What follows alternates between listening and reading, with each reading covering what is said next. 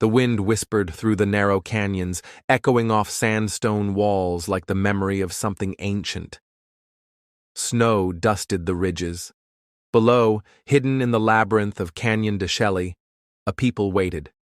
They had fled before, driven from their hogans and cornfields, herded like cattle into exile. But this time, the Navajo would stand their ground. It was early January 1864. The canyon was cold and still, but something hung in the air, dread, heavy as the gray clouds overhead. High above the cliffs, Colonel Kit Carson's men moved quietly. These weren't the ragged Indian fighters of the frontier. They were organized, seasoned, and determined. The orders were clear: sweep the canyon, destroy winter crops and food stores, and drive out every last Navajo man, woman, and child. Carson didn't want this war, but he followed orders. General Carleton had promised to solve the Indian problem by removing the Navajo to a remote reservation called Bosque Redondo. If they resisted, they would starve or die in the cold. Deep inside the canyon, Navajo scouts watched from the shadows. They had seen the smoke columns days earlier, burned homes, destroyed fields. They knew what was coming. Families gathered what little food they had left. Some considered fleeing deeper into the side canyons. Others prepared to fight. The terrain favored the Navajo. Canyon de Chelly was a natural fortress: sheer cliffs, narrow passes, and winding paths known only to those who had lived here for generations. The canyon walls closed in like the throat of a beast. For outsiders, it was a maze. For the Navajo, it was home. They hoped the winter cold might slow the soldiers. But Carson had learned from earlier campaigns. He split his forces, sending one column to block the canyon's southern exits while the other advanced northward through the heart of the gorge. The walls were streaked with frozen water. Ice clung to the rocks like brittle skin. As the soldiers descended into the canyon, the sun disappeared. It was like walking into another world, quiet, haunting, sacred. They moved cautiously, rifles ready. Occasionally they saw flashes of movement: a child darting behind a rock, a horse's hoofprint in the frozen mud. But the people remained hidden. Then came the signal. Smoke in the distance. The scouts had found a cluster of hogans nestled near the base of a cliff. Carson's men moved in quickly. The residents had fled just minutes before, leaving behind blankets, tools, and the remains of a fire. The soldiers torched the dwellings, their flames dancing in the cold air like angry spirits. What food they found, dried corn, squash, beans, was trampled or thrown into the river.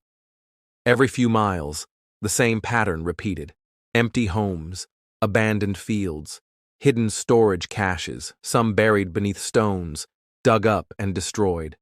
The deeper they went, the more it felt like chasing ghosts. The canyon seemed alive with eyes, always watching, never seen.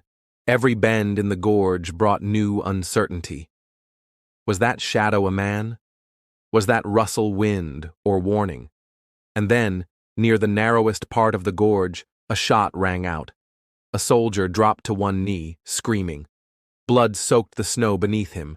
Chaos erupted, rifles cracked, shouts bounced off the walls, but the attackers were gone, vanishing into the rocks like smoke. Carson's men advanced with caution now. Every step was measured, every shadow a threat. They knew the Navajo were not trained soldiers, but they were defending their homes, with desperation and with fury. Night fell quickly in the canyon. The temperature plummeted. Soldiers huddled beneath blankets, the canyon walls glowing faintly in the moonlight. Somewhere out there, people were trying to survive without fire, without food.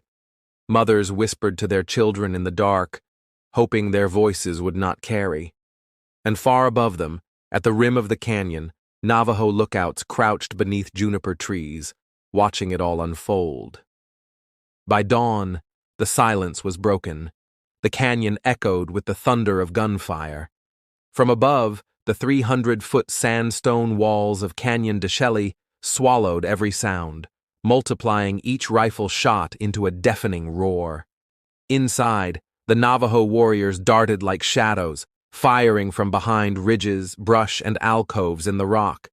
They knew every twist of the land, had grown up on this soil, fished these waters, hidden in these caves. But the Americans kept coming.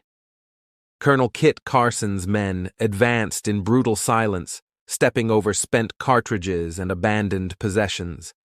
They had already torched the crops and smashed the food stores. Every field was a black scar in the canyon floor, every peach orchard reduced to broken stumps and ash. Now they moved into the Narrows, a treacherous corridor of sandstone and shadow that curved like a serpent. A Navajo mother crouched behind a boulder with her 3 children. The youngest whimpered, face pressed into her shoulder. She held him tighter, her eyes never leaving the trail where the soldiers passed. She had seen her brother die earlier that morning, shot clean through the chest, and she knew there would be no mercy. Nearby, a band of Navajo warriors opened fire from a high ledge, catching the troops by surprise. One soldier fell instantly, face first into the icy stream bed. Another screamed, clutching his leg. The Americans scrambled for cover, firing upward, but the ledge emptied before they could land a shot. The Navajo had already moved, vanishing into the cliffs like smoke. It wasn't a battle, not in the traditional sense. This was a slow, suffocating constriction.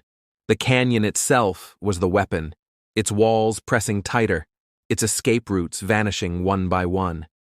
Carson wasn't chasing an army. He was cornering a people, and every burning hogan, every felled tree, every destroyed food cache was another step toward starvation. At night, the canyon was deathly quiet. Fires were forbidden.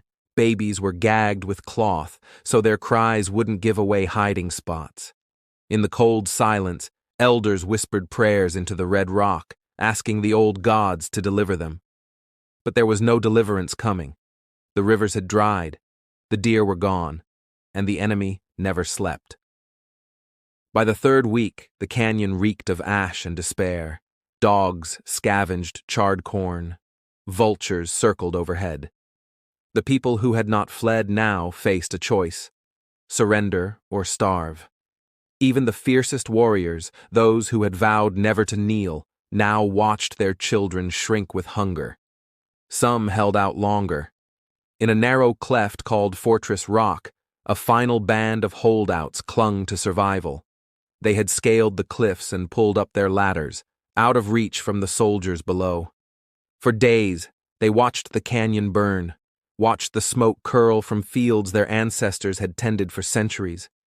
But even this sanctuary couldn't last forever. Their water ran low, their maize moldy, and soon they too would face the silence that follows hunger. Carson gave his final order: leave them nothing. What the soldiers didn't burn, they smashed. What they didn't smash, they fed to their mules. And when all was done, they left the canyon in ruins. Behind them, the great walls of Canyon de Chelly stood scorched and weeping. Trees blackened to the root, streams choked with ash, hogan frames twisted and broken like ribs. The Navajo called it the time of ashes. By spring, thousands had surrendered. They were marched from their homeland, across deserts and rivers, on what would become known as the Long Walk. Hundreds died along the way. Mothers carried dead infants until the bodies stiffened in their arms. Elders collapsed mid-step and were left where they fell. The government called it relocation. The Navajo called it exile. Back in the canyon, only wind and silence remained. The walls that once echoed with laughter and song now whispered only ghosts.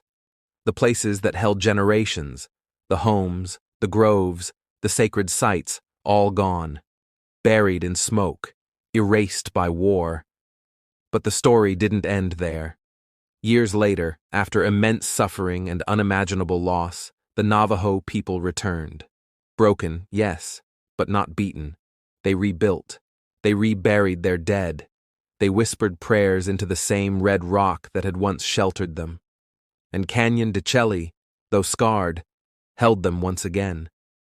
It remembered, and so did they. Thank you for listening to Deserted Trails. Subscribe for more forgotten stories from the old frontier.